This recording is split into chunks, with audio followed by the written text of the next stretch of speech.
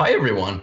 Hi, everyone. Welcome to part two of I don't know how many of our Q&A. Yeah, if the questions keep pouring in, we'll just keep doing this, right? Yeah, and The- they really do.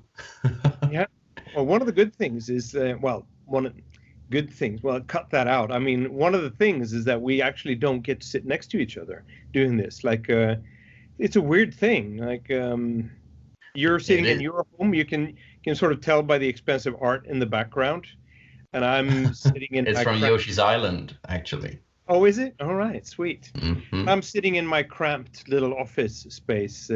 That's the smallest room in the office. Yeah, It's for the greater good, right?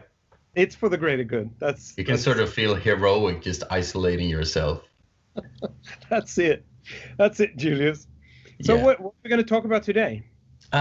Yeah, just more random questions from people on social media, or All right. maybe they're not random, but Okay. you know what I mean. And we did Twitter last time, so let's go through Facebook and see, and maybe then jump to YouTube if we have some time left. What do you think Yeah. about that? Sounds good. Sounds cool.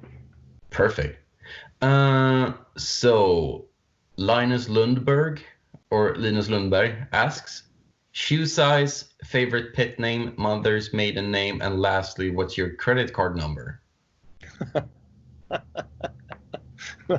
Let's answer one of those. So the shoe size is 42. I think that translates into what? Eight and a half or something? Aren't those like huge feet? 8. I don't know. No, eight is no. I'm sure they're not. I mean, I'm well, 42, whatever that translates into then. I have 41, actually. Yeah, well, I've got 42. You know what they say about people with big shoes, right? They got Big big feet. feet. Yeah. Yeah. So And also, next game, what can you tell us? You know, we touched on this so many times last time, yeah, but so watch that video, I think. watch Go that to video. part That's one. the answer. Yeah. Right. Uh, Vin. Oh, I'll slay this name. Vinicius Roots. Um, since you guys experiment with many different genres, would you consider making a roguelike or roguelite game? Oh, Uh, that's cool. That's really interesting. It's mm, well, I'm sure we can disclose that now, but SteamWorld Heist was a rogue. I would say it was a roguelike game for quite some time. It was that's supposed right. Yeah, it was supposed to work like you had your crew and you were traveling around in space, and if you died or if you got stranded out traveling in space, because that was sort of part of the game from the beginning as well, sort of the economics of traveling from one shard to another. Uh, Um, that then would be fun to show someday. Yeah, and if you didn't, that was the thing. If you got killed or if you got stranded, that was game over. That's how I remember it. Yeah. Cool. And then there Yeah. was, sorry, and then there was the roguelite element as well. That, like, if a crew member died, then that crew member was dead. But you could Yeah. sort of continue with the crew you had. But yeah, it It was really hard, it right? was very hard, and it wasn't a lot of fun because like you got attached to the characters. They weren't just generic soldiers like that would die. So it was horrible when they died. It wasn't fun. It was horrible. Oh yeah. Yeah, I agree. Conrad asks, how are you guys doing? Handing out those great games for free is rather indication that everything is safe and sound, but still wanted to ask. How are you doing, Brian? Doing well? I'm doing fine. I think the question is probably how is the studio doing, right? Yeah, So, right. um, or maybe it's a question for you, Julius. How are you doing? I'm fine. I'm All right. I'm doing well. Okay. I have Well, coffee. yeah. Well, then about the studio, I think gaming is one of those sectors that hasn't been hit very hard. I I mean, would agree. yeah, I've got friends where he's working at a restaurant and she works at a hotel. That's imagine like just overnight almost, or like over like from one week to the next, like your entire livelihood is is greatly affected. We did the game giveaway because just felt that it was a good time to lift people's spirits. That was sort of the idea behind that, right? Yeah, and I think it was a great time for that. Just something that the studio could do rather swiftly as well, right? Wasn't a lot of preparation. We could just send out everything. Yeah. So I'm happy we did that. And I'm also, I mean, you can probably touch a little bit about how that was received. Maybe not everyone knows what we're talking about. So could you just run through that real quick, Julius? On social media, Image and Form and Thunderful collaboratively. Is that a word? Yeah, I'm sure it is. Did a giveaway of initially it was just 1,000 free SteamWorld games for Switch or Steam, but we managed to up that to 2,000, right? Yeah. And because those were sent out. Incredible, right? We hit 1,000 applications in like 20 minutes or something. It was crazy. Yeah. So there were so many people after this that were like, hey, I filled out in the first hour. Why didn't I get a code? And it's like we were just blown away by it. And we got well over 20,000 applications in total, right? It was crazy. Crazy fast too. You and me were just sort of staring at it, right? It's like, So, well, of course we're happy that and people have been super positive about it. The only sad faces I have seen are from people who didn't get a game this time. We might do it again someday. It would be nice. We should probably say that because but I mean, the idea behind it was, there was so much. Well, there still is, of course, but there just for a few days or like for a week, there wasn't very much positive energy going around. That was my feeling. And, I agree. And people were in the or like in media were worried, and also on social media, people were. It just felt like a good thing to be able to do that. It's like, listen, it's like we can't do much, but we can do this. That was sort of. I agree. It felt good to be able to do that. Maybe we should move on to the next question. But I'll end with this: that even those who were disappointed that they didn't get a code, they've been super supportive and thanked the studio for doing the giveaway. Right. So no one was actually angry. I just wanted to clarify that. Oh no, it didn't sound like you said that either. But it's like it's worth mentioning, and also it's like thank you guys. I mean, and thank you always for being so positive and kind towards us. It's it's crazy. Yeah, it's crazy. I mean, we've literally got the best jobs in the world because we can sit here and sort of lap up all the friendliness from everyone, right? So yeah. Timo Zimmerman from Germany asks, what about a board game to SteamWorld Dig? Hi, Timo. This is in our backlog. I think that's safe to say. Timo has been, without spoiling too much, doing a wonderful job of pitching a board game based on SteamWorld Dig, and we have yet to amplify that or give some attention to it in an engine room episode, and I think we should do that in the future. We should probably do that. It's like, well, and talking about backlogs, speak for yourself, please, because I've already sort of written an email this morning to Timo, and then this morning. But have you played the 12 months old prototype that we have somewhere? It's so rude, So I wrote back to Timo, apologizing profusely, and then I immediately sent a thing to you and another coworker. It's like, okay, so what's how is this moving along? So now it immediately became somebody else's problem, meaning it's now your backlog, Julius, not mine. Oh yeah, but this is like the worst time to like test a board game, right? It's pretty hard to test a board game right now. You're right. Right. But Timo, we appreciate it, and we will do something as soon as possible. Yes. I promise.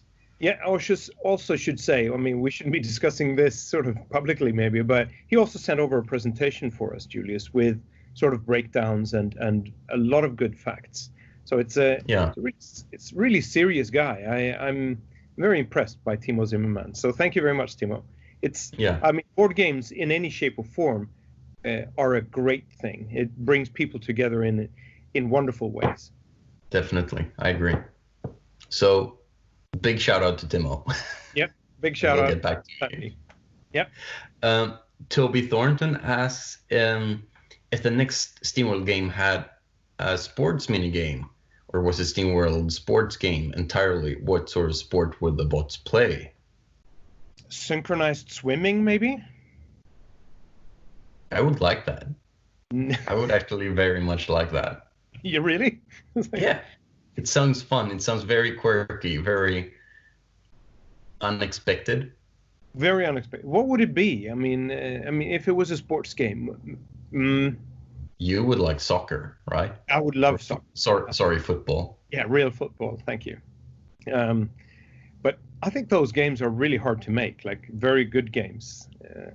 There are some really, yeah. But it would be awesome. So Lixie asks, we all know that Steambots run on coal, but what if the coal is of bad quality and need to be made into coke? Or are there Steambots addicted to the nice feeling of burning coke as opposed to coal? Can we talk about this on YouTube? I guess we can, right? Because coke, coke is actually, it's the Swedish word koks, like not the drug, but the sort of lower grade of coal, right? So I think, well, the Steambots they would they would run on coke as well. Yeah, I think a lot of things would run on coke. Coca-Cola, right? Well, I say you can't advertise stuff. I mean, it's but it's okay. Right. It's a really good joke. Thank you. Fritz T. Monte Cristo asks, where did the original concept for the SteamWorld franchise come from? What were your inspirations? Oh, we should do a separate engine room talking to Tobias Nilsson a little bit more of the original. Really fun. Yeah, the original and art director for SteamWorld, sort of the. So by now he's been at Image and Form for about 15 years, like a little bit more than that. So he's definitely responsible for how SteamWorld looks and so on. We should have him on the show. But in like a sentence, what do you remember what the talks was at the time? Yeah, well, I think it's the original. This is I'm gonna set him up as a villain here, but he originally wasn't too fond of the Western setting. Like he himself was very much. He really wanted it to be like a sci-fi setting, and but he's really hooked on robots. So he was sort of sold on the. Like he was easily persuaded, right? So okay, yeah. Before he joined, here's a bit of trivia. Like before he joined Image and Form, he had his own company called Tobots. So his name is Tobias, right? And so yeah, Tobots. And he had, in my opinion, he had a really, really cool website. I'm sure it's not around anymore, but it was really pretty with animated robots and stuff. Oh, and, cool. Yeah, where he was very clever because he could show off how good he is, right? Already, like in everything that was moving on the website. Yeah. Oh, that's cool. Let's move on to David Poliam asks, any plans to release another Dig or Dig 2 style game? Plans? There's always plans. Yeah, but nothing's set in stone, right? I mean, we can't really discuss. No. Sorry. What we're working on, or what we're planning, I should say. Yeah. Right. But we listen, right? We listen. We listen. Yep. Jorge, if I pronounce this in English, it's just going to be George, but I think it's Spanish. Jorge asks, are you planning to release amiibo or figures of Rusty or Dorothy? I would like to see SteamWorld represented in Super Smash Brothers. Again, we've made a video on this, and we touched upon this in the last one as well. So maybe just jump to that one for more info. See if we can have a link or something to the video where we talk. We'll have it down in the description. Excellent, sweet. Yeah. Okay. Another question for SteamWorld Dig 3, and another one, and another one. People really want Dig 3.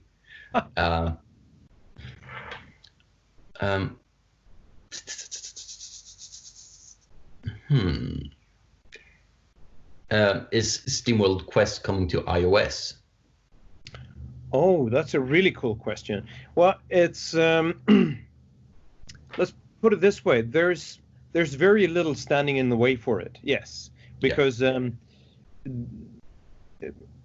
I think we've touched on this before, but just to recap, so SteamWorld Heist is out on iOS, and it became an editor's choice when it came out, meaning that it's like Apple thinks it's a fantastic game.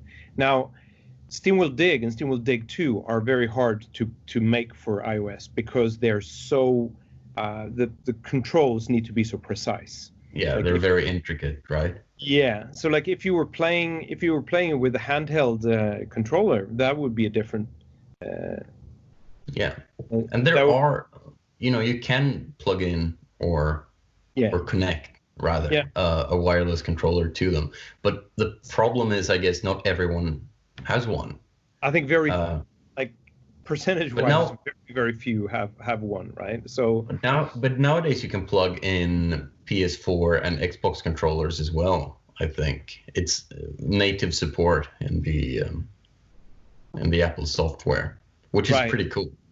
It's cool, but I think also there's a danger of disappointing a lot of people. Like if we put SteamWorld Dig and SteamWorld Dig 2 on the App Store, even if we had a big disclaimer at the beginning of the description, is like, listen, you need to enjoy this game fully, you need to use like a physical or like a separate controller for it. Then that could turn into something bad. I think I would love to see it though, but what I was getting at is that SteamWorld Heist and SteamWorld Quest aren't input sensitive in that way. So like having an iOS version of SteamWorld Quest is not far-fetched at all. Actually, we've talked about it, and we've actually come quite a bit on the road to having an iOS version of that game. Yeah. Okay, so cool. That's nice. And I think it's time to move on to the YouTube comments from the last video. Sure. Actually, so we can cover a bit more ground as well. So it's not only Facebook and Twitter. Right. Bullminator asks, or says rather, I bet they'll never do this. SteamWorld series as an action mech game like Daemon X Machina, basically a third-person shooter with big mecha robots, Gundam style, kind of. Well, do you like Gundam? No, I've never understood Gundam myself. Like, I mean, was it big when you lived in Japan? It must have been, right? Maybe it was. It sort of completely flew me flew past me, right? I mean, remember this, when I lived in Japan, it was kind of hard to, there was so much culture, like you're bombarded with, and also Japanese only culture while you live there. Like it's kind of hard to keep focus on, like, well, there's stuff that you're going to miss. And then, Brjánn at Image and Form, he's crazy for Gundam robots, right? So whenever I go to Japan, he asks me to bring him a few. And they're always so big, so I can't bring any. And then I'll bring a postcard or something, and then he's like, oh. So maybe not mecha robots, because they're not. That's not what they are. But like, it would be awesome to have a shooter at one point. I think that would be fantastic. Sounds cool. Yeah, it sounds very cool. Moving on. It's a question in Spanish. I don't know Spanish good enough. And here's a question in Chinese. I don't know that either. Here's a good one. Glodery asks, when is SteamWorld Quest coming to PS4? I have the full series on PS4, but not SteamWorld Quest. I'm a huge fan. Thanks, please make this. Right. Actually, I should say, I mean, what's the reason for it not being on PS4? It's the same boring answer as always. It's like, it's a matter of priorities and resources. Yeah.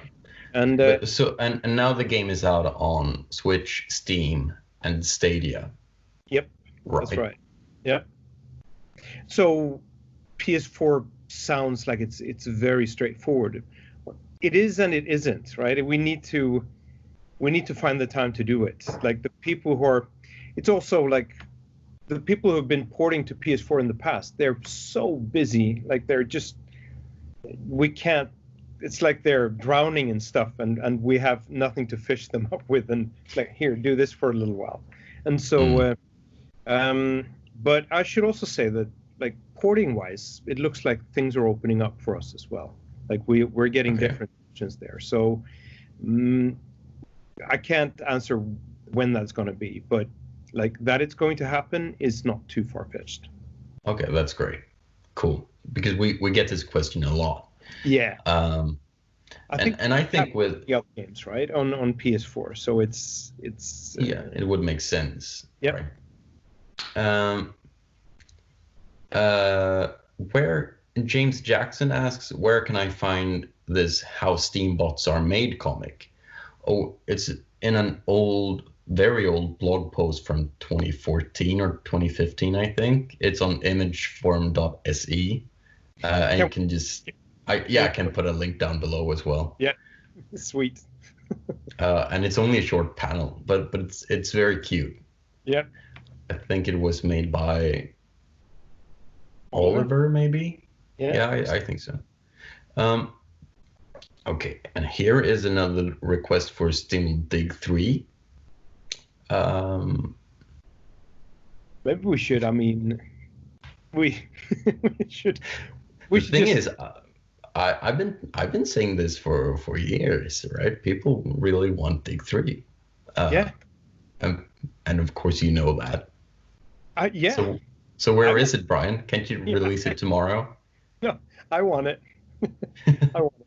It's okay. Just generally, as a general answer, it would make no sense at all for Image and Form not to make SteamWorld Dig 3.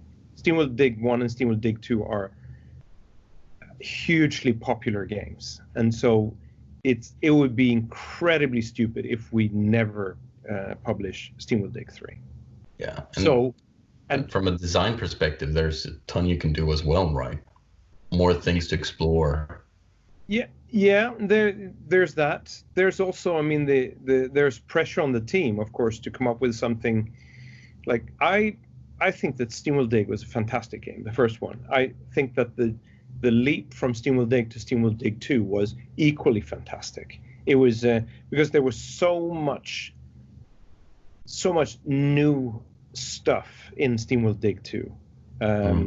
From SteamWorld Dig 2 was such a huge improvement on SteamWorld Dig, in so many aspects. So there's like a, it would be so sad if we made SteamWorld Dig 3 and it's just sort of it's more of the same.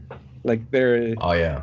Like so 4 or 5. It needs to sort of prove why it's worthy of existence. Yeah, it needs to shine as well, right? It's sort of we don't have a habit of releasing games that always surprise the players, right? So